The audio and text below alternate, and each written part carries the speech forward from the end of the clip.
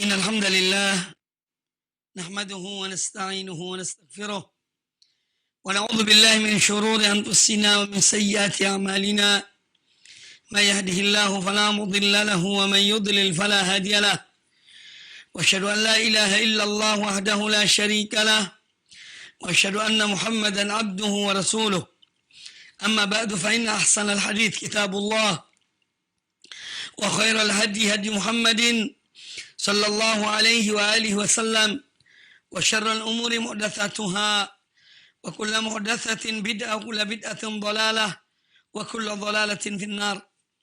Kaum muslimin dan kaum muslimat, para pemirsa TV Roja dan para pendengar Radio Al-Iman dimanapun Anda berada, semoga senantiasa dirahmati Allah Subhanahu wa Ta'ala. Alhamdulillah, pada kesempatan yang baik ini kita dipertemukan Allah Azza wa Jalla dalam majlis ilmu, yaitu pembahasan hadis-hadis Nabi sallallahu alaihi wa alihi wasallam dari kitab Riyadhus Shalihin min kalami Sayyidil Mursalin sallallahu alaihi wa alihi wasallam. Pembahasan kita yang terakhir sampai pada bab an-nahi an su'al al-imarah. Bab tentang larangan meminta jabatan atau meminta kekuasaan. Dan ini telah dijelaskan pada pertemuan yang lalu dan bab ini telah selesai dibahas, yaitu hadis yang terakhir adalah hadis Abu Hurairah radhiyallahu anhu. Kata beliau, anna Rasulullah sallallahu alaihi wasallam qaal, bahwasanya Rasulullah sallallahu alaihi wasallam bersabda, innakum satahrisuna 'ala al-imarah wa satakunu nadamatan yawm al-qiyamah. Sesungguhnya kalian akan bersemangat, berupaya untuk mendapatkan kekuasaan. Dan kekuasaan itu akan menjadi penyesalan di hari kiamat kelak. Hadis riwayat Imam Al-Bukhari. Ya, dia akan menjadi penyesalan apabila tidak dijalankan amanah kekuasaan itu sesuai dengan apa yang dipikulkan, yang diamanahkan kepada orang yang berkuasa. Adapun seorang yang dia berupaya maksimal untuk menjalankan amanah kekuasaan yang diberikan kepadanya, maka Allah Subhanahu wa Ta'ala akan menaunginya di hari kiamat kelak dengan naungan yang mana pada hari itu tiada naungan kecuali naungan Allah Subhanahu wa Ta'ala. Ini bagi penguasa yang adil, yang menjalankan ahkamullah, menjalankan peraturan-peraturan Allah Subhanahu wa Ta'ala dan berupaya untuk menegakkan keadilan kepada rakyatnya, kepada umatnya. Ini keutamaan bagi mereka yang adil. Adapun yang dimaksud dalam hadis ini yaitu mereka yang menyia-nyiakan atau menyalahgunakan amanah yang dipikulkan kepadanya berupa kekuasaan, maka ini akan menjadi penyesalan di hari kiamat kelak. Kemudian kita melanjutkan pembahasan bab yang ke-82, yaitu kata Imam An-Nawawi rahimahullah ta'ala, babu hathis sultani wal qadhi wa ghairihima min wulatil umur. Bab tentang anjuran kepada penguasa, juga kepada para hakim, ya, atau para pemimpin, para pejabat, dan selain mereka,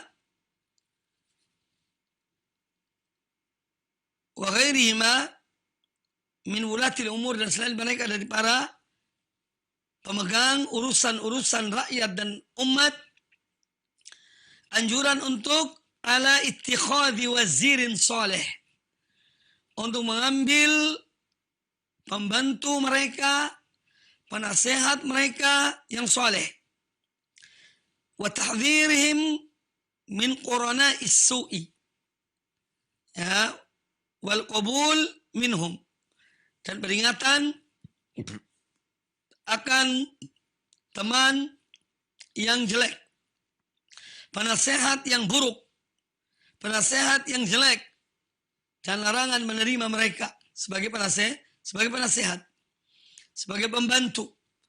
Karena bagaimanapun dalam dunia kekuasaan sejak zaman dahulu selalu ada, setiap penguasa itu selalu memiliki penasehat-penasehat mereka, pembantu-pembantu mereka. Ya, ini banyak disebutkan di dalam Al-Quranul Karim. Kisah tentang Fir'aun misalnya, dan para pembantunya, para wazirnya, para menteri-menterinya, dengan pula Namrud dan yang lainnya, ya, dengan pembantu-pembantu mereka. Nah juga penguasa-penguasa yang baik, yang soleh, mereka juga mempunyai pembantu, yang penolong, yang menasihati mereka, yang memberikan masukan pada mereka. Bahkan kisah dalam Al-Quranul Karim tentang Balqis, ya, penguasa negeri Sabah di zaman Nabi Sulaiman alaihissalam, ya, ketika mendapatkan surat dari Nabi Sulaiman yang dibawa oleh burung hudhud, beliau bermusyawarah dengan para menterinya, para pembantunya. Jadi ini sesuatu hal yang memang ada dalam dunia kekuasaan. Setiap penguasa itu ada yang membantu, ada yang menjadi menteri-menteri mereka atau orang-orang yang dekat dengan mereka. Nah, di dalam bab ini Al-Imam An-Nawawi rahimahullah ta'ala akan menjelaskan kepada kita tentang perintah agama ini, perintah Allah dan Rasulnya, agar seorang penguasa, entah dia itu raja, atau dia itu menteri, atau apa saja, pejabat, gubernur, dan yang lainnya, hendaknya mereka memilih pembantu-pembantu adalah orang-orang yang baik, orang-orang yang soleh, orang-orang yang menginginkan kebaikan kepada mereka. Ya, bukan orang-orang yang jelek, bukan orang-orang yang menjadi penjilat-penjilat mereka, tidak. Tapi orang-orang yang baik, yang betul-betul menginginkan kebaikan bagi diri penguasa itu, dan juga kebaikan bagi rakyat atau bagi umat. Ini inti dari bab ke-82 yang dibawakan oleh Imam An-Nawawi rahimahullah ta'ala di dalam kitabnya Riyadhus Shalihin ini. Kemudian beliau membawakan dalil sebagaimana kebiasaan dan cara Imam An-Nawawi rahimahullah dalam kitabnya Riyadhus Shalihin. Beliau menulis bab, kemudian beliau membawakan dalil-dalil dari Al-Quranul Karim, jika ada, dan itu kebanyakan ada. Ya, kemudian baru beliau menyebutkan hadis-hadis Nabi Sallallahu Alaihi Wasallam yang berkaitan dengan bab tersebut. Maka di dalam bab ini Al-Imam An-Nawawi rahimahullah ta'ala membawakan satu ayat, yaitu ayat ke-67 dari surat Az-Zukhruf. Allah Azza wa Jalla berfirman, Al-akhillau yawma'idhin ba'duhum li ba'dhin aduwwun illa al-muttaqin. Al-akhillau yawma'idhin. Orang-orang yang mereka ketika di dunia dulu, mereka adalah orang-orang bersahabat, teman akrab, teman karib, ya, sahabat karibnya. Itu nanti yauma idzin di hari kiamat, ba'duhum li ba'dhin aduwwun. Sebagian mereka akan menjadi musuh bagi sebagian yang lainnya.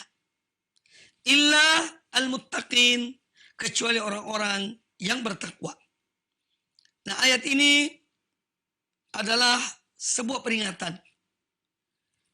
Peringatan kepada kita sebagai orang-orang yang memiliki agama, sebagai seorang muslim yang memiliki Al-Quran dan sunnah Nabi Sallallahu Alaihi Wasallam, dan memiliki contoh-contoh terbaik dari para sahabat, tabi'in, dan orang-orang yang mengikuti mereka dengan baik.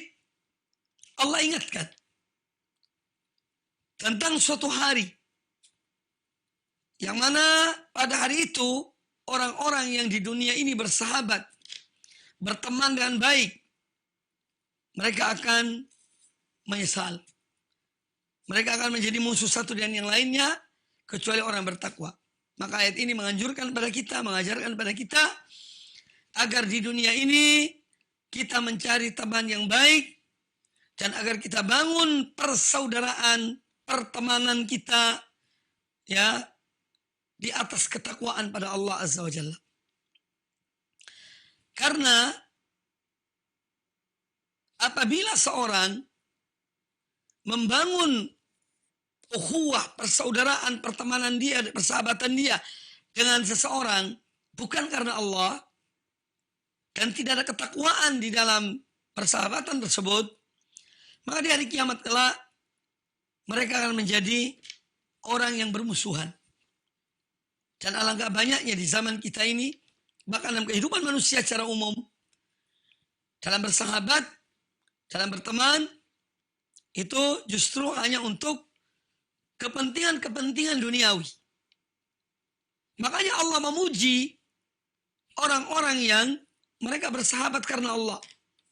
Mereka saling mencintai karena Allah. Mereka benci karena Allah. Mereka memiliki kedudukan yang tinggi di sisi Allah Azza wa Jalla. Ya. Karena kebanyakan manusia dalam persahabatannya bukan karena Allah. Bahkan na'udzubillah, ya, bahwa ada di antara manusia yang bersahabat dalam rangka tolong menolong dalam keburukan, tolong menolong dalam kemaksiatan, tolong menolong dalam menzalimi manusia, tolong menolong dalam mengambil hak-hak manusia. Nah ini nanti di akhirat akan menjadi saling bermusuhan satu dan yang lainnya. Maka dari itu bab ini mengandung perintah atau anjuran agar seorang mukmin, mukminah benar-benar mencari teman yang baik, yang mereka membangun persahabatan mereka karena Allah, dan mereka membangun persahabatan mereka di atas ketakwaan pada Allah Azza wa Jalla. Itulah yang akan bermanfaat bagi persahabatan tersebut. Kemudian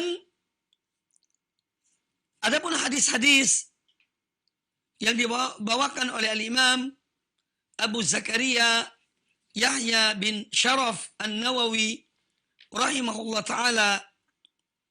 Hadis yang pertama yaitu hadis Abu Sa'id Al-Khudri dan hadis Abu Hurairah radhiyallahu an Abi Sa'idin wa Abi Hurairah radhiyallahu anhuma.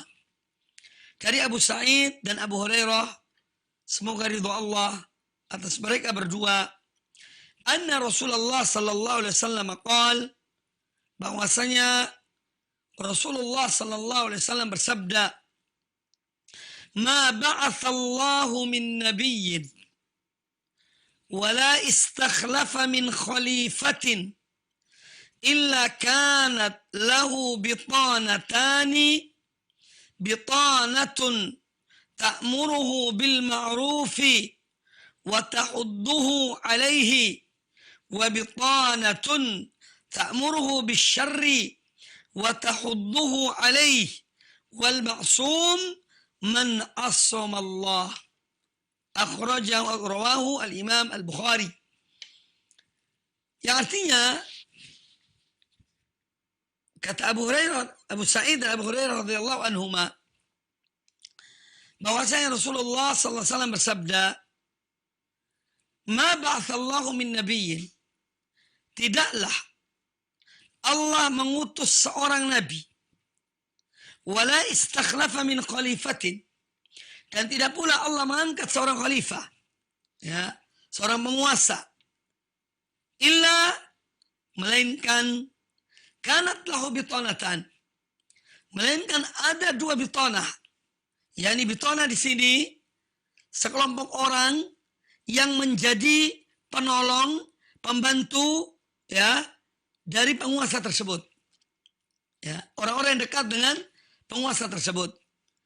Ya, jadi tidaklah Allah mengutus seorang nabi dan tidak pula Allah mengangkat seorang khalifah, melainkan dia memiliki dua bitanah.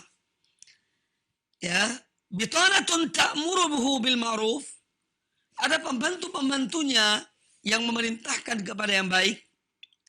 wa tahudduhu alaih, dan menganjurkan kepada penguasa tersebut kebaikan, wa bitanatun ta'muru bisyarr, dan ada pula bitana, penguasa, pembantu-pembantu yang ta'muruhu bisyarr, yang memerintahkan penguasa itu untuk berbuat jelek, wa tahudduhu alaih, dan menganjurkan dia untuk berbuat kejelekan tersebut.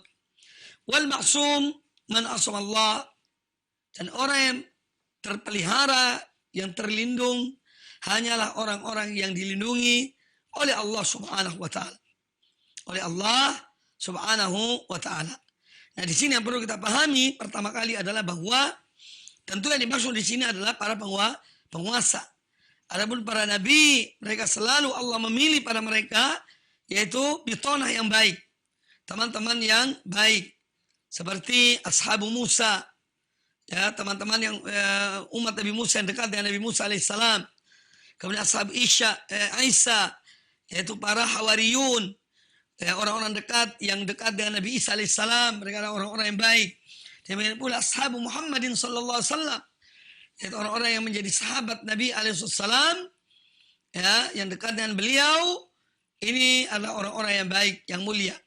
Nah, kebanyakan ya para penguasa yang justru memiliki dua bitona yang baik dan bitona yang buruk. Teman-teman yang baik, pembantu-pembantu yang baik, dan pembantu-pembantu yang buruk. Ciri pembantu yang baik adalah ya ta'muruhu bil ma'ruf. Mereka selalu memerintahkan kepada yang baik.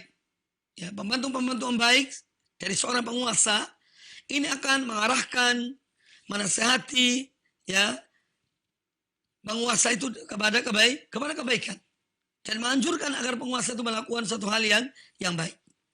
Sedangkan bitona yang jelek, pembantu-pembantu yang jelek, orang-orang dekat yang jelek, ini yang membisiki keburukan, yang memerintahkan agar penguasa itu melakukan keburukan, ya, dan menganjurkan orang itu untuk melakukan keburukan.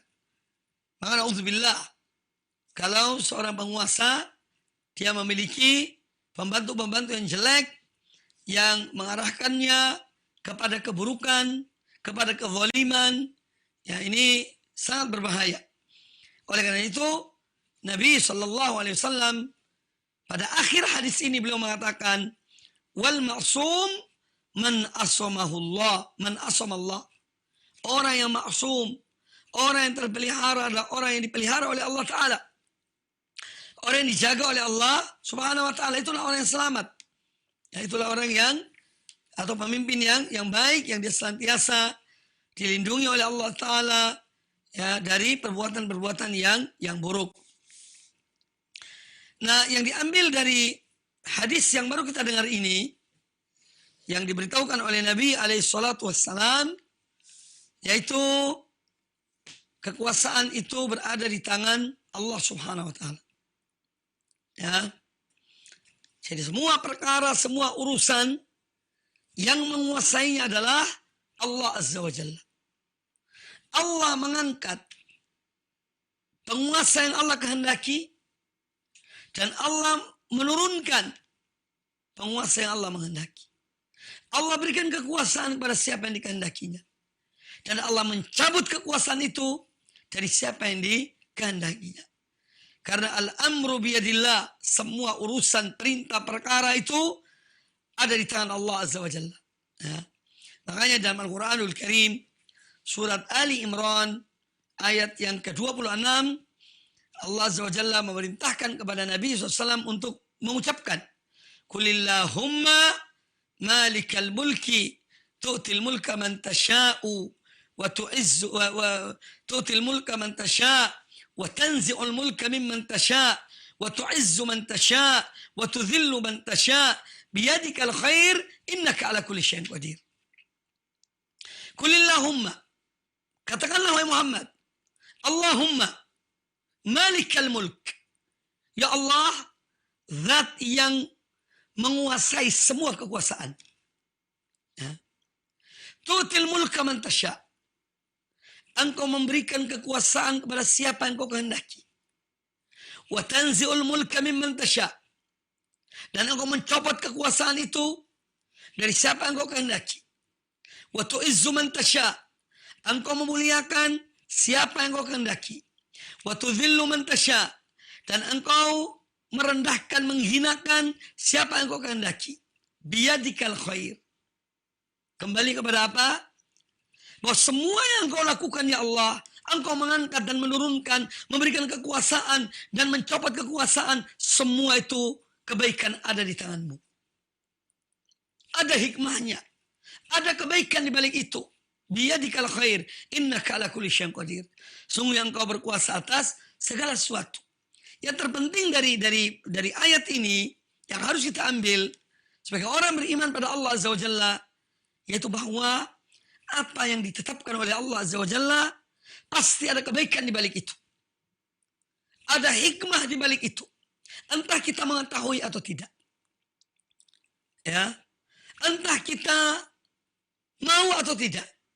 Kita harus meyakini bahwa di balik apa yang Allah putuskan ada kebaikan di balik itu. Ya. Sehingga kadang-kadang kita cenderung kepada kekuasaan seseorang, tapi Allah tidak berikan pada orang itu. Ya. Dan kita tidak cenderung pada kekuasaan seseorang, tapi Allah berikan kekuasaan pada orang itu. Semua itu ada hikmahnya. Ya, di balik itu semuanya ada hikmah. Biyadikal khair. Ya, di tanganmu engkau ya Allah ada kebaikan. Maka kita harus yakin setiap putusan Allah, ketika Allah memberikan kekuasaan kepada seorang, atau Allah mencopot satu kekuasaan dari seorang, Allah muliakan seorang, Allah rendahkan seorang, itu semua ada kebaikan, ada hikmah di balik itu semuanya. Yang patut kita yakini ya dari apa yang diputuskan oleh Allah Azza wa Jalla tersebut. Karena Allah berkuasa atas segala sesuatu. Kemudian juga hadis ini menjelaskan kepada kita bahwa manusia ya, ini terbagi menjadi dua golongan. Ada manusia yang dia menyeru kepada Allah, mengajak hamba-hamba Allah untuk beriman kepada Allah, taat pada Allah, berbuat kebaikan. Dan ada di sisi lain manusia yang mereka mengajak kepada keburukan, menginginkan keburukan, menginginkan kehancuran bagi rakyat, bagi umat. Ya, ini selalu ada. Sepanjang zaman selalu ada. Nah, artinya bahwa seorang yang diberikan oleh Allah Azza wa Jalla satu kekuasaan, ya, dia ketika memiliki wewenang, hendaklah dia betul-betul menyadari bahwa itu adalah pemberian Allah kepadanya, sehingga dia mensyukuri Allah Ta'ala. Kemudian dia berbuat yang terbaik bagi umatnya, bagi rakyatnya. Ya, dan dia menjauhi dari teman-teman, pembantu-pembantu, orang-orang dekat yang akan merusak dirinya, yang menginginkan keburukan baginya atau bagi rakyatnya. Dan demikian insya Allah seorang pemimpin akan sangat selektif dalam memilih orang-orang yang menjadi penasehatnya, pembantunya, atau orang dekat dengannya. Kemudian juga hadis ini menjelaskan kepada kita tentang keutamaan orang-orang yang soleh. Ketika kita berteman dan orang-orang yang baik, ya, ini manfaatnya besar. Karena orang yang soleh, orang yang baik itu, dia akan mengingatkan kita di saat kita lalai, di saat kita lupa. Ya, dia akan menegur kita dengan baik, menyadarkan kita, ya, di saat kita tidak sadar tentang suatu perbuatan yang kita lakukan. Nah, kalau teman kita baik, itu akan menolong kita, mengingatkan kita. Sebaliknya, apabila seorang hamba berteman dengan orang yang buruk, maka dia akan berupaya untuk menyampaikan keburukan itu kepada temannya. Ya. Maka dari itu dia selalu berupaya bagaimana merusak orang yang baik itu. Nah, apalagi seorang penguasa. Penguasa ini dia mengambil putusan. Ya, dia yang mengambil putusan. Dia bermusyawarah dengan orang-orang yang dekat dengannya. Ya. Nah, kalau orang-orang yang dekat dengan itu baik, insya Allah akan menghasilkan yang baik. Ya, tetapi kalau yang dekat dengannya adalah orang yang jelek, orang-orang yang buruk, orang-orang yang tidak tahu kecuali untuk memuaskan hawa nafsu mereka, maka naudzubillahi min dzalik akan menjadi sangat berbahaya bagi seorang penguasa tersebut dan juga berbahaya bagi rakyat, bagi umat yang dipimpinnya. Nah, di sini manfaat dari seorang memilih atau seorang penguasa memilih teman yang baik. Bahkan sebagian ulama mengatakan termasuk kewajiban hakim, penguasa adalah memilih orang-orang baik yang menemani dia, yang membantu dia, yang menolong dia dalam putusan-putusannya. Ya, yang mana dia membutuhkan masukan dari mereka. Tapi masukan yang baik, bukan masukan yang buruk. Ya. Jadi merupakan kewajiban, bagian dari kewajiban hakim, penguasa adalah dia memilih teman-teman yang baik. Ya, sehingga mereka menjadi teman dalam dia bermusyawarah untuk memutuskan atau mengambil satu putusan. Ya, dia mengambil bermusyawarah dengan orang-orang yang baik, yang soleh tersebut. Kemudian juga hadis ini menjelaskan kepada kita tentang orang atau penguasa yang senantiasa berupaya untuk menjalankan perintah Allah, menjauhi larangan Allah, menetapkan atau mempraktekkan, menerapkan syariat Allah Subhanahu wa taala, maka orang ini akan ditolong oleh Allah Subhanahu wa taala. Ya, akan diberikan taufik oleh Allah Azza wa Jalla. Ya, diberikan taufik, hidayah, inayah kepadanya. Tapi kalau seorang dia menginginkan keburukan, ya, maka dia pun akan dijauhkan dari kebaikan, apalagi jika teman-temannya adalah orang-orang yang buruk. Kemudian hadis yang berikutnya. Hadis kedua dalam bab ini sebagai hadis yang terakhir dalam bab ini. Qala al-Imam An-Nawawi rahimahullah taala. Wa an Aisyah radhiyallahu anha qalat.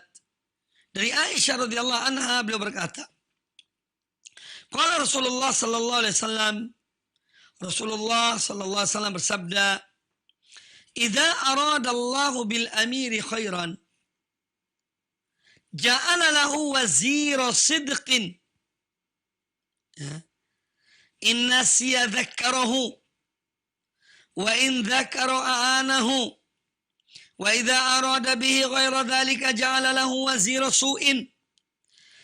In nasiya lam yudhakkirhu, wa in dhakara lam yu'inhu." Ya, artinya dari Aisyah Ummul Mukminin radhiyallahu anha beliau berkata, Rasulullah sallallahu alaihi wasallam bersabda, "Idza aradallahu bil amiri khairan." Jika Allah menghendaki suatu kebaikan bagi seorang pemimpin, ja'ala lahu wazira sidqin, maka Allah menjadikan baginya seorang pembantu yang jujur, yang baik. Idza nasiya dzakkarahu, kalau pemimpin itu lupa, maka diingatkan oleh pembantunya tersebut. Wa in dzakarahu aanahu, dan kalau dia pemimpin itu selalu ingat, selalu berbuat baik, maka dia menolong pemimpin itu. Ya, pembantunya tadi menolong pemimpin tersebut dalam berbuat kebaikan. Wa idza arada bihi ghaira dzalika, tetapi kalau Allah menghendaki yang selain itu, ya, ja'ala lahu wazira su'in, maka Allah jadikan bagi pemimpin tersebut pembantu yang jelek, pembantu yang buruk. Inna siyalam yudzakkirhu, kalau penguasa itu lupa, dia tidak mengingatkannya. Ya. Wa in dzakara, dan kalau penguasa itu baik, dia ingat ya akan tugasnya, amanahnya, lam yu'inhu, maka dia tidak menolong penguasa tersebut. Hadis ini rawahu Abu Dawud bi isnadin jayyidin ala syarti Muslimin. Kata Imam An-Nawawi rahimahullah taala bahwa hadis ini adalah hadis yang sanadnya baik, sesuai dengan syarat Imam Muslim. Kaum muslimin dan kaum muslimat rahimani wa rahimakumullah, di dalam hadis ini Nabi sallallahu alaihi wa alihi wasallam menginformasikan kepada kita, ya, mengabarkan kepada kita bahwa jika Allah menghendaki suatu kebaikan bagi seorang pemimpin, Allah menjadikan baginya pembantu yang baik. Jadi pembantu-pembantunya, penasehatnya, badan pertimbangannya adalah orang-orang yang baik. Kalau Allah menghendaki kebaikan bagi pemimpin tersebut. Di antara fungsi mereka, pemimpin yang baik itu, penasehat yang baik, orang-orang dekat yang baik adalah kalau pemimpin ini lupa, mereka ingatkan. Pak, Bapak keliru. Ya. Bapak salah. Ya. Lalu mereka luruskan dengan cara yang baik. Ya. Kemudian kalau pemimpinnya itu dia baik, dia selalu ingat, dia menjalankan amanah dengan baik, maka para pembantu yang baik tadi akan menolongnya. Dia membantu, mereka membantu dia untuk menjalankan apa yang baik tersebut. Ya. Tetapi sebaliknya, wa idza arada bihi ghaira dzalika, kalau Allah menghendaki selain yang itu terhadap pemimpin tersebut, ya, Allah menghendaki yang lain, ja'ala lahu wazira su'in, maka Allah akan menjadikan pembantu, penolong, penasehat dari penguasa tersebut adalah orang-orang yang jelek, orang-orang yang tidak baik, orang-orang yang tidak menghendaki kecuali dunia. Ya, kalau pemimpin mereka tersebut lupa, tidak mereka ingatkan. Kalau pemimpin itu tidak lupa, ingin berbuat kebaikan, mereka tidak mau menolong, tidak mau membantu dalam kebaikan. Ya, karena apa? Salah satu sebab adalah, ya, orang-orang yang jelek ini, mereka hanya menginginkan dunia, kemaslahatan untuk mereka. Sedangkan orang yang baik, dia menghendaki kebaikan untuk pemimpin itu dan untuk rakyatnya. Karena mereka tahu betul bahwa kepemimpinan adalah amanah. Kepemimpinan adalah tanggung jawab. Maka mereka berupaya untuk menasihati pemimpin tersebut dengan nasihat yang baik. Ya. Mereka menolong dia di saat dia lupa, di saat dia ingin berbuat kebaikan. Mereka ingatkan dia di saat dia lupa. Itu orang yang baik. Mereka tidak punya kepentingan duniawi. Yang terpenting bagi mereka adalah bagaimana pemimpin ini jadi baik dan bagaimana agar kemaslahatan, kebaikan bagi rakyat pun terwujud. Itu orang-orang yang baik. Itu yang mereka inginkan. Tapi sebaliknya, teman-teman yang buruk dari seorang pemimpin, pembantu-pembantu yang jelek dari seorang pemimpin, ya, mereka akan menginginkan kebaikan, keburukan. Mereka tidak peduli, ya, tentang keselamatan pemimpin ini. Yang menjadi peduli bagi mereka, bagaimana mereka mendapatkan keuntungan sebesar-besarnya dari keuntungan duniawi. Ya. Padahal dunia ini sesuatu yang akan sirna, sesuatu yang akan ditinggalkan. Ya. Seorang ketika dia mati, yang dibawa bukan jabatannya, yang dibawa bukan hartanya, yang dibawa bukan keluarganya, tapi yang dibawa adalah amal perbuatannya. Kalau amalnya baik, maka amal itu akan bermanfaat baginya. Tapi kalau amal itu buruk, maka juga akan berdampak, berakibat buruk baginya. Nah, oleh karena itu, ini menjadi bahan renungan bagi semuanya di dalam mencari teman yang baik, mencari penolong-penolong yang baik, yang menginginkan kebaikan bagi seorang pemimpin atau menginginkan kebaikan bagi seseorang. Ya. Nah, ini hadis yang dibawa oleh Imam An-Nawawi. Hadis ini tentu banyak memberikan pada kita pelajaran tentang kebaikan dan keburukan. Di antara pelajaran yang diambil dari hadis ini bahwa memang manusia terbagi menjadi dua golongan. Ada orang-orang yang baik, ada orang-orang yang buruk. Ya. Ada orang-orang yang menginginkan kebaikan, ada orang yang menginginkan keburukan. Ini adalah sesuatu yang menjadi realita dalam perjalanan hidup manusia. Ya. Maka berbahagialah orang yang baik dan dia bersama orang-orang yang baik. Baik pemimpin ataupun rakyat. Pemimpin ataupun umat. Jika mereka baik dan selalu dengan orang-orang yang baik, mereka akan selamat. Golongan yang kedua adalah orang-orang yang jelek. Ya, orang-orang yang buruk. Teman-temannya pun buruk. Ya. Jadi dua kelompok ini selalu ada. Kemudian hadis ini menjelaskan pada kita tentang ta'awun dalam kebaikan. Tolong-menolong di dalam berbuat kebaikan.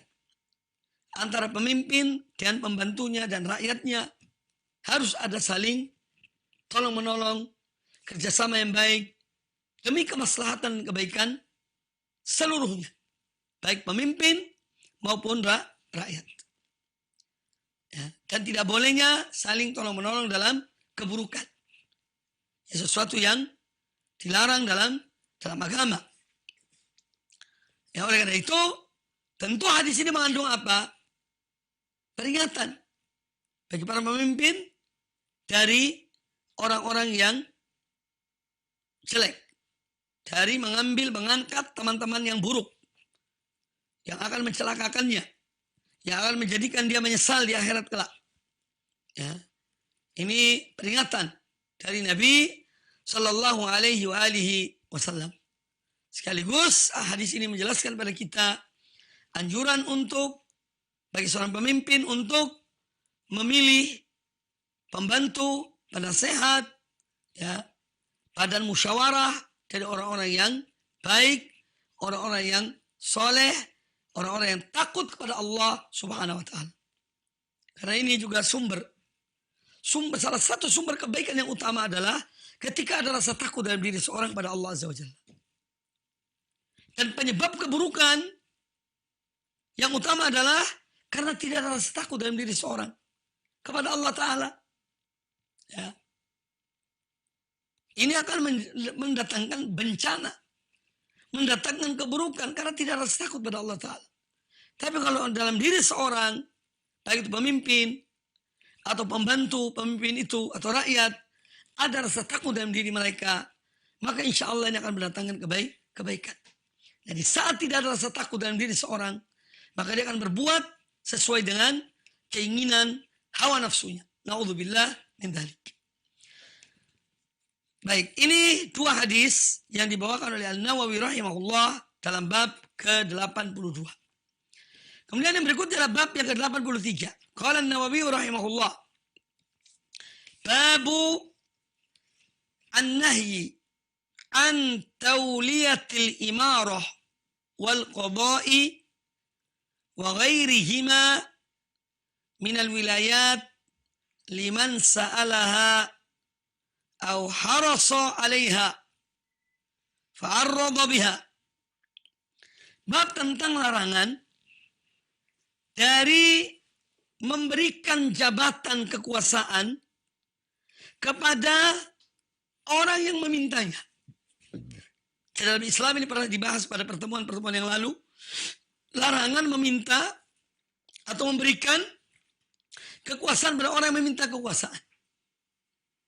Ya. Atau orang yang antusias untuk mendapatkan kekuasaan tersebut. Tapi justru diberikan kepada yang tidak mencarinya dan tidak memintanya. Sebagaimana dalam pembahasan yang lalu, bahwa Allah akan menolong seorang yang dia tidak meminta jabatan, tapi dia diberikan jabatan itu. Allah akan menolongnya. Dan Allah akan membiarkan seorang yang dia mencari kekuasaan itu, meminta kekuasaan itu, sampai dia mendapatnya. Allah tidak menolongnya. Ya. Tapi seorang yang dia tidak mencarinya, Allah akan menolongnya. Di dalam bab ini hanya ada satu hadis yang dibawakan oleh Imam An-Nawawi rahimahullah ta'ala, yaitu hadis Abu Musa al-Asy'ari. Kata Imam An-Nawawi rahimahullah, wa an Abi Musa al-Asy'ari radhiyallahu anhu qala, dan dari Abu Musa al-Asy'ari radhiyallahu anhu beliau berkata, dakhaltu 'ala an-nabi sallallahu alaihi wasallam ana wa rajulani min bani ammi. Pernah aku masuk menemui Nabi sallallahu alaihi wasallam, aku dan dua orang lainnya dari anak pamanku. Jadi misanannya Abu Musa al-Asy'ari. Faqala ahaduhuma, masalah seorang dari misanan Abu Musa al-Asy'ari, ya, berkata, ya Rasulullah, amirna ala ba'di ma wallaka Allahu azza wa jalla. Wahai Rasulullah, jadikanlah kami sebagai amir, sebagai penguasa terhadap wilayah yang Allah berikan padamu. Ini kasih bagian kami dari kekuasaan yang Allah berikan kepada engkau. Jadi mereka ingin menjadi penguasa di suatu tempat. Wa qala al-akhar mithla dzalik. Yang satunya juga mengatakan seperti yang diucapkan oleh yang pertama. Wa qala al-akhar mithla dzalik. Faqal, maka Nabi sallallahu alaihi wasallam bersabda menjawab permintaan mereka. Inna wallahi la nuwalli hadzal amal ahadan sa'alahu. Kami demi Allah, sesungguhnya kami tidak akan memberikan pekerjaan ini, ya, kepada seorang yang memintanya. Au ahadan harasu alaih, atau seorang yang semangat antusias untuk mendapatkan kekuasaan itu. Hadis ini muttafaqun alaih, dikeluarkan oleh Imam Bukhari dan Imam Muslim dalam sahihnya, dalam kitab sahih mereka. Baik, hadis ini diceritakan oleh Abu Musa al-Asy'ari, Abdullah bin Qais radhiyallahu anhu, bahwa beliau pernah bersama dua orang misanannya. Berarti mereka 3 orang. Datang kepada Nabi sallallahu alaihi wasallam menemui beliau. Ya. Kemudian salah satu dari misanannya, dari anak pamannya, mengatakan, ya Rasulullah, jadikanlah kami amir, pemimpin di satu wilayah yang Allah berikan pada engkau. Juga yang satunya lagi mengatakan demikian. Maka Nabi SAW menjawab mereka bahwa kami demi Allah tidak memberikan kekuasaan itu, ya, kepada orang yang memintanya atau yang mencari-carinya dengan gigih. Ya, kami tidak memberikannya. Nah, ini hadis ini juga satu pedoman dari Nabi Sallallahu Alaihi Wasallam, ya, yang mana beliau mengarahkan kepada para penguasa yang berkuasa di satu negeri atau suatu masyarakat. Jika ada orang-orang yang minta kekuasaan, jangan diberikan. Jangan diberikan. Atau ada orang yang semangat untuk meminta yang menjadi penguasa, jangan diberikan. Ya, tapi dia yang menentukan. Pemimpin itu yang memilih. Kamu ini, jadi ini, dan seterusnya. Adapun yang datang meminta jabatan, justru tidak diberikan. Jadi pedoman dari Nabi Sallallahu Alaihi Wasallam kepada para penguasa. Dan hendaklah mereka penguasa memilih pembantu-pembantu mereka, baik itu di wilayah, ya, supaya dari orang-orang yang memang mampu untuk menjabat, untuk memegang kekuasaan itu. Bukan sembarang orang. Kalau satu masyarakat, satu negeri, ya, dipimpin oleh orang-orang yang lemah, yang tidak punya kekuasaan, tidak punya kemampuan, ini akan membawakan kehancuran. Oleh karena itu, di antara syarat seorang pemimpin yang disebutkan oleh Al-Quranul Karim, yaitu apa yang diucapkan oleh seorang wanita kepada ayahnya, inna khaira man istajarta al-qawiyul amin. Sesungguhnya orang terbaik yang engkau akan menyewanya, jadi menjadi pekerja baginya, ada orang yang kuat dan orang yang amanah. Bahwa di antara syarat seorang pemimpin, dia adalah orang yang mempunyai kemampuan di dalam memimpin, dan dia adalah orang yang amanah dalam menjalankan kepemimpinan tersebut. Ini yang disebutkan oleh Al-Quranul Karim. Juga ada syarat-syarat yang lainnya disebutkan oleh hadis-hadis Nabi Sallam, juga ayat-ayat Al-Quran yang lainnya. Kaum muslimin dan kaum muslimat rahimakumullah, para pemirsa TV Roja dan Suara Iman dimanapun Anda berada, ya demikian kajian kita pada kesempatan yang baik ini. Semoga bermanfaat, dan sisa waktu yang ada insya Allah untuk sesi berikutnya, yaitu menjawab pertanyaan-pertanyaan semampu kami dari para pemirsa sekalian. Demikian, wallahu ta'ala a'lam. Terima kasih atas materi yang telah disampaikan. Silakan bagi Anda, para pendengar maupun pemirsa yang ingin bertanya secara langsung melalui layanan line telepon atau pesan singkat. Baiklah, kita coba angkat di layanan line telepon. Silakan. Anda yang ingin bertanya secara langsung, kita sapa. Halo. Assalamualaikum. Waalaikumsalam warahmatullahi wabarakatuh. Dengan siapa, dari mana, Bapak? Dengan Abu Laila di Kalimantan. Silakan, Bapak. Abu Laila di Kalimantan.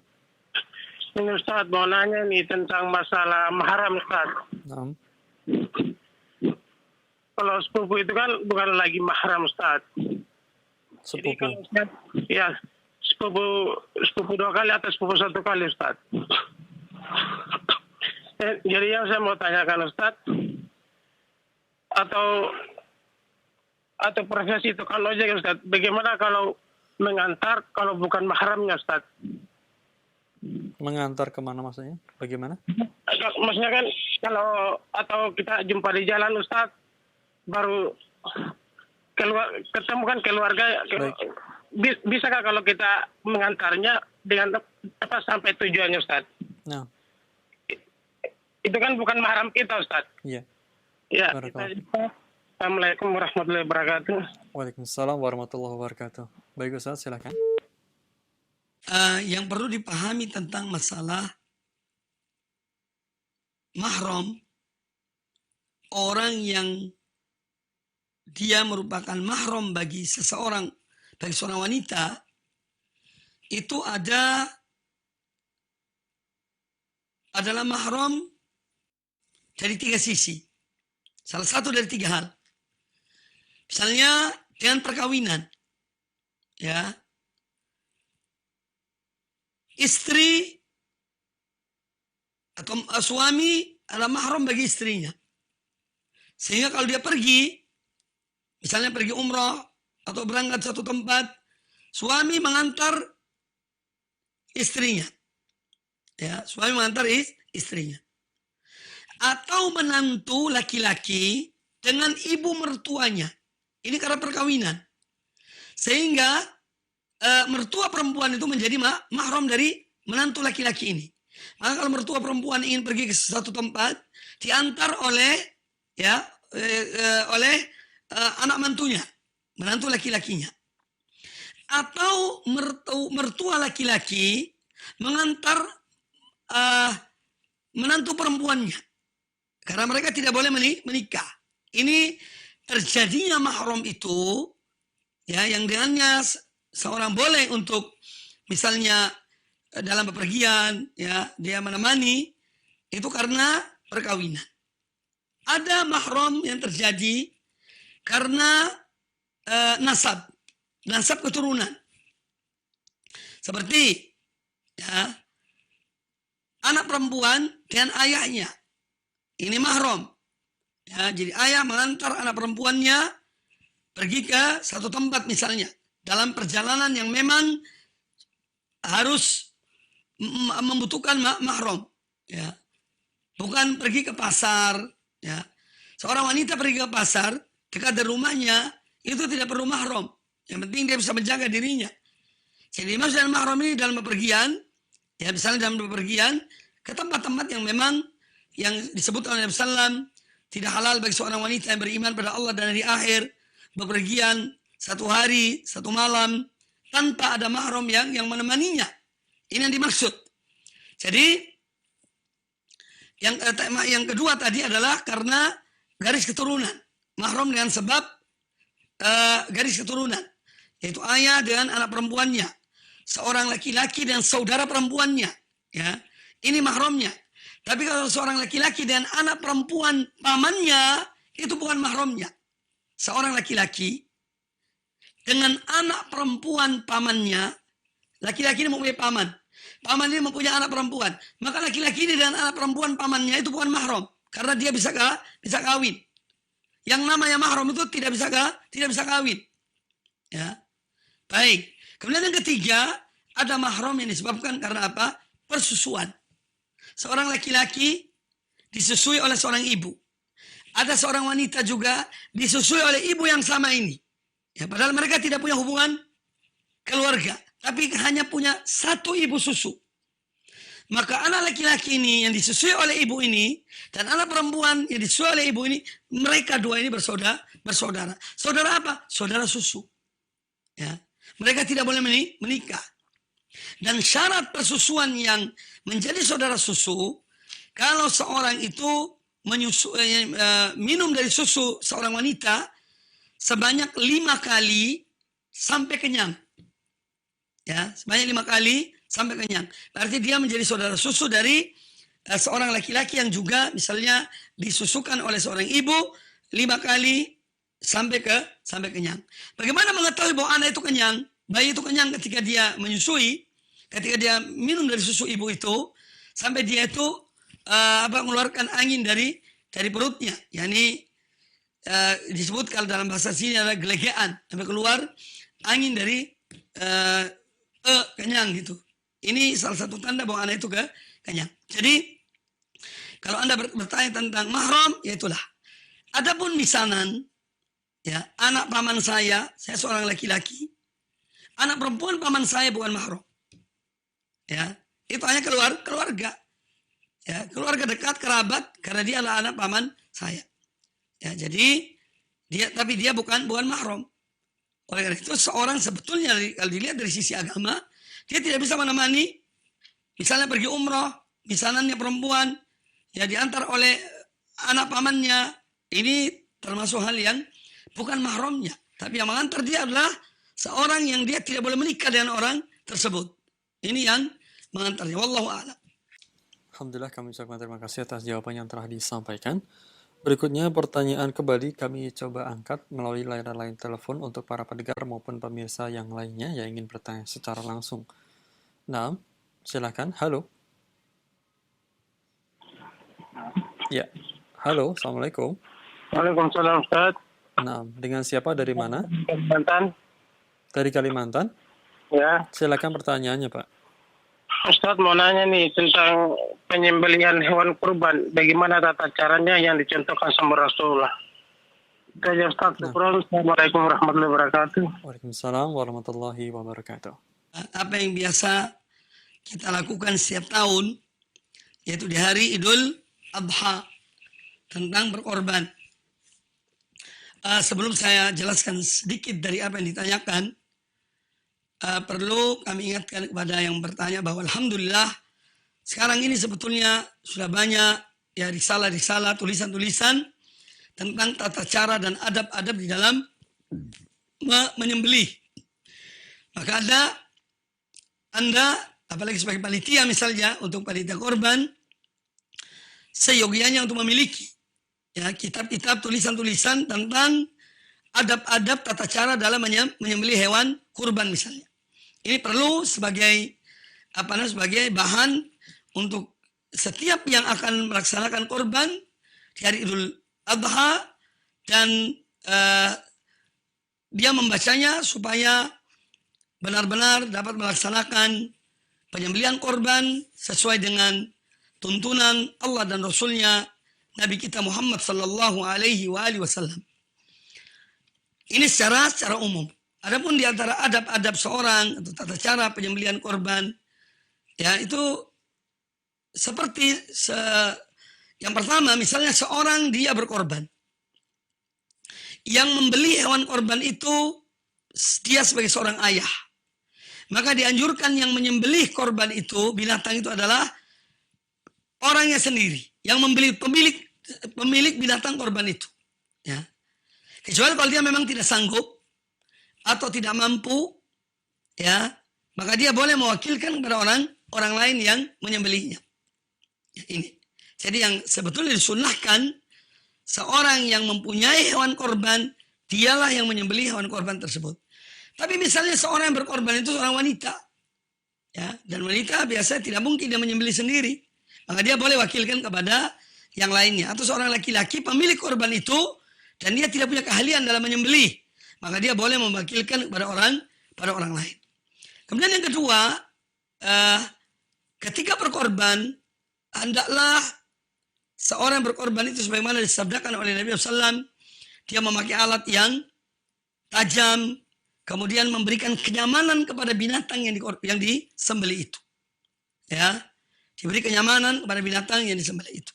Sebagaimana Nabi SAW bersabda, "Innallaha katabal ihsan ala kulli syai', fa idza qataltum fa ahsinu al-kitlata, wa idza dzabhtum fa ahsinu adh-dhibhata." Ya, falyuhidda ahadukum syafratahu wa yurih dzabihatahu. Hadis riwayat Imam Muslim. Kata Nabi SAW, ya, sungguhnya Allah mewajibkan kita untuk berbuat baik dalam semua urusan. Ya. Maka kata Nabi SAW, kalaupun kamu membunuh, bunuhlah dengan cara yang baik. Dan kalaupun kamu menyembelih dengan cara yang baik. Di antara penyembelihan dengan cara yang baik adalah hendaknya seorang mengasah pisau yang akan dipakai untuk menyembelih hewan korban itu. Kemudian setelah dia mengasah, dia menyembelih dengan pisau yang tajam, wal yurih dzabihatahu, dan dia memberikan kenyamanan kepada binatang yang disembelih tersebut. Ya, jadi tidak menyiksa. Ya. Contohnya adalah dengan apa? Dia tidak menguliti binatang korban itu kecuali setelah binatang itu betul-betul mati. Karena kadang-kadang kita masih jumpai di sebagian tempat atau sebagian orang yang tidak paham dalam masalah ini, kadang-kadang sapi masih belum mati betul, atau seekor kambing itu langsung dipotong kaki, dikuliti. Ini sebetulnya hal yang tidak dibenarkan, ya, tidak, karena menyiksa binatang tersebut, ya. Oleh karena itu ada adab-adab yang diajarkan tentang bagaimana kita berkorban, termasuk dalam hal ini mengarahkan binatang korban itu ke arah kiblat ketika menyembelih. Adapun masalah daging korban, ya, para ulama menyebutkan, ya, misalnya seorang berkorban dengan 1 ekor kambing, maka dianjurkan dia mengambil 1/3 dari kambing itu untuk dimakannya. Sedangkan 2/3, yang 1/3 diberikan kepada fakir miskin. Yang 1/3 lagi diberikan hadiah. Ya. Apa beda antara sedekah dan hadiah? Sedekah itu kepada fakir miskin yang mereka tidak punya, mereka diberikan. Sedangkan hadiah, yaitu memberikan kepada orang walaupun dia mampu. Kadang-kadang tetangga kita orang mampu, tapi karena itu tetangga, dia baik dan kita, atau teman baik, maka kita berikan daging korban itu kepadanya, ya, sebagai hadiah. Sedangkan 1/3 itu untuk dimakan oleh yang memiliki hewan korban itu. Tapi misalnya seorang yang menyembelih, dia hanya ambil sedikit, tidak sampai 1/3. Dia mungkin hanya ambil 1 kilo atau 2 kilo dari daging korban, sedangkan yang lainnya diberikan pada mereka yang membutuhkan, pada yang lainnya, maka ini pun tidak mengapa. Ya, jadi itu diantara adab-adab dalam berkorban, masih banyak sebetulnya, namun waktu yang tidak mencukupi, dan Anda saya anjurkan yang bertanya untuk merujuk kepada tulisan-tulisan, dan sekarang alhamdulillah sudah banyak tulisan tentang tata cara dan adab dalam berkorban, ya, dan pembagian daging korban. Wallahu taala a'lam. Baik Ustaz, jazakumullahu khairan wa barakallahu fikum. Karena waktu pula lah yang membatasi, kita akan akhiri perjumpaan kajian di kesempatan pagi hari ini. Ustaz, mohon disampaikan sebagai ihtitam atau istifadah dari pelajaran pagi hari ini. Silakan Ustaz. Para pemirsa sekalian, penutup dari kajian kita, semoga Allah Azza wa Jalla senantiasa memberikan pada kita ilmu yang bermanfaat dan amal yang soleh. Dan semoga kita selalu mendapatkan hidayah dan taufik dari Allah Azza wa Jalla. Demikian pula para pemimpin kita, para pemimpin kaum muslimin, mereka diberikan oleh Allah Azza wa Jalla pembantu-pembantu yang baik, ya, para penasihat-penasihat yang baik yang menginginkan kebaikan bagi rakyat dan bagi umat. Ya. Karena itu pembahasan kita pada hari ini tentang hal tersebut. Maka itu kita doakan dan mendoai para pemimpin dengan doa yang baik dan soleh adalah bagian dari akidah dan metode Ahlussunnah wal Jamaah. Ya, ini bagian dari akidah dan metode Ahlussunnah wal Jamaah. Oleh karena itu, metode dan manhaj ini harus diketahui oleh umat. Karena baiknya pemimpin akan berdatangkan kebaikan bagi rakyat dan bagi umat. Oleh karena itu kita dianjurkan mendoakan mereka dengan doa yang baik, doa yang soleh. Ya. Ini salah satu manhaj yang sangat penting dari bagian manhaj salafus soleh radhiyallahu anhum ajma'in. Semoga Allah SWT senantiasa menjaga dan melindungi kita semuanya. Aku qouli hadza wa jazakumullahu khairan. Subhanakallahumma bihamdika asyhadu an la ilaha illa anta astaghfiruka wa atubu ilaik. Wa sallallahu wasallam wa barak ala nabiyyina wa ala alihi washabihi ajma'in. Thumma assalamu alaikum warahmatullahi wabarakatuh.